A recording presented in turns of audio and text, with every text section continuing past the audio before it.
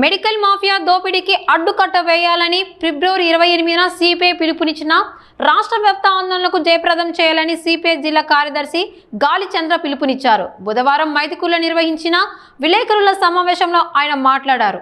దేశంలో వైద్యం లాభాపేక్షత నడుస్తోందని, ఇన్సూరెన్స్ కంపెనీల ప్రయోజనాలకి వైద్య సేవలు పరిమితమవుతున్నాయని విమర్శించారు. ఈ సమావేశంలో సిపిఐ జిల్లా కార్యవర్గ సభ్యులు పి శ్రీరాములు, ఏరియా కార్యదర్శి పి భాస్కర్, ఏవి శ్రీరామ్ తదితరులు పాల్గొన్నారు.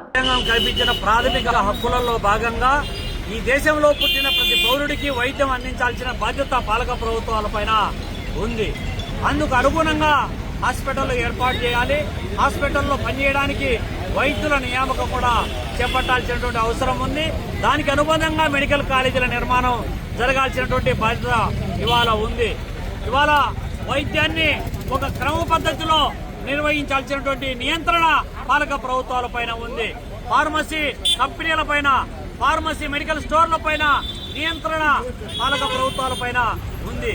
కానీ ఇవేవి కూడా పట్టించుకోకుండా ఒక కార్పొరేట్ హాస్పిటల్ ఏర్పాటు అంటే ఇవాళ కార్పొరేట్ హాస్పిటల్లో ఉన్నటువంటి మెడికల్ స్టోర్ వాళ్ళు 50% నుంచి 60% ఆ హాస్పిటల్ యాజమాన్యానికి కప్పం కట్టాలి.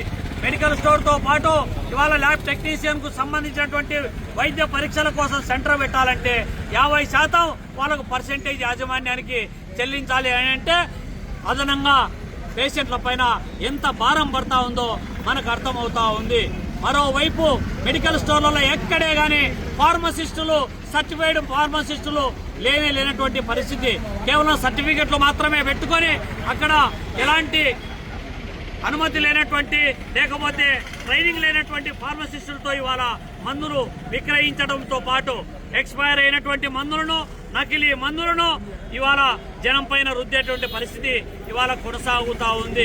ప్రభుత్వం ఏమో చెబుతుంది ఆరోగ్యశ్రీ ఉంది, అందరికీ వైద్యం అందుబాటులో ఉంది అని చెప్పి చెబుతా ఉన్నప్పటికీ కడప లాంటి హాస్పిటల్లో హోలిస్టిక్ పోయినా, లేకపోతే హిమాలయకు పోయినా, లేకపోతే కార్పొరేట్ హాస్పిటల్లో ఆరోగ్యశ్రీ కలిగినటువంటి ఏ హాస్పిటల్కు పోయినా ఏదైనా ఆపరేషన్ చేయాలంటే ముందు 30,000 కడితేనే అదనంగా గవర్నమెంట్ నుంచి రావాల్సినటువంటి రీఫండ్ అమౌంట్ వాళ్ళు జమ చేసుకునేటువంటి పరిస్థితి కొనసాగుతున్నటువంటి నేపథ్యాన్ని మనం చూస్తూ ఉన్నాం.